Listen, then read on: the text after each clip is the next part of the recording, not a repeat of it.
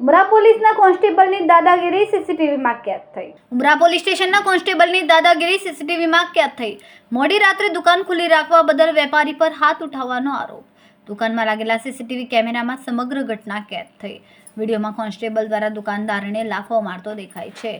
હાજર અન્ય વ્યક્તિને પણ ધક્કો મારીને મારપીટ કરાઈ.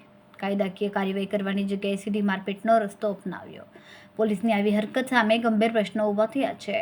ગૃહ રાજ્યમંત્રીની સૂચનાઓ છતાં પણ પોલીસની ગેરવર્તણૂક સામે આવી. ઘટનાને પગલે સ્થાનિક વેપારીઓમાં પોલીસ પ્રત્યે ભય અને અવિશ્વાસની લાગણી. ભયના કારણે ભોગ બનનાર વેપારીઓ હજુ સુધી સામે આવ્યો નથી. પોલીસની છબી પર આવી ઘટનાથી ડાઘ લાગ્યો છે.